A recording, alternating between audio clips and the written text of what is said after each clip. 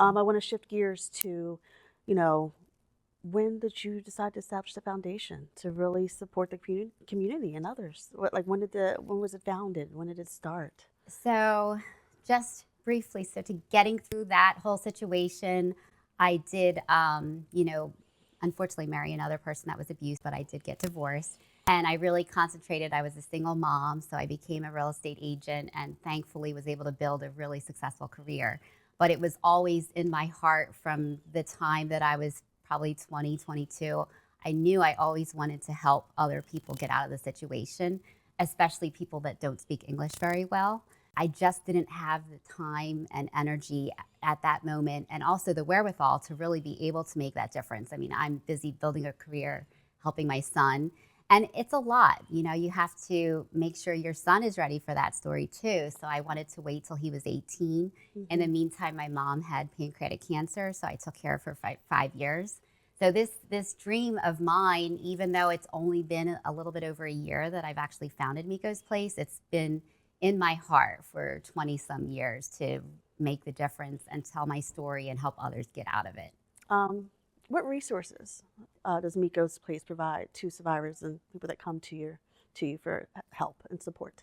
So the first most important thing I feel to mention about Miko's Place is that we do cover about 20 different languages with our therapists and counselors, volunteers, psychiatrists.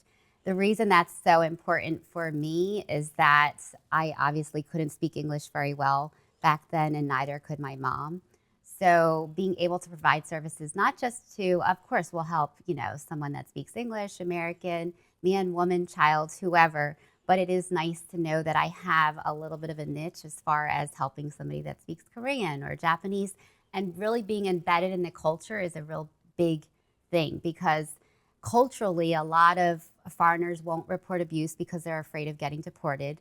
They don't even understand that certain touches or behaviors are inappropriate or completely wrong, and they don't know that they have rights. And they also don't know that, hey, if the husband or the primary caregiver is the only one working, what am I going to do now that I can't, if I leave? I can't afford to take care of my children, let alone feed myself or get a job.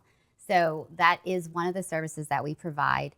And then a big thing that we advocate for is therapy.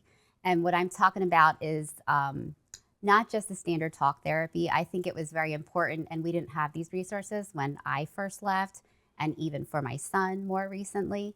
Now there's so many things like somatic therapies, EMDR, and I will let our therapists and counselors get into that with you. Sure. But I don't want somebody not to have that type of therapy and counseling if they can't afford it. Sure. And a lot of times when you do, which is great, we have volunteers that will help give therapeutic services, but they don't cover the extent of what is really needed to prevent that person from going back. Sure. Because a lot of times they'll discharge them kind of quickly, and then the victim will go back to the abuser. So that's a big thing that Miko's Place does.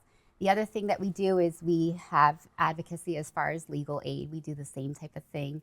We are working with other nonprofits that help with the housing, but our goal eventually is to provide our own in-house housing for people that need to get out of the situation they're in. Yeah, and then the final piece is our education. So we call it Miko Cares, and we go through college campuses and schools. Our goal too is get into hospitals to create the education and awareness, to teach people the signs to look for, and also be able to provide guidance to point them towards Miko's Place or domestic violence groups. Education is definitely key. Yeah.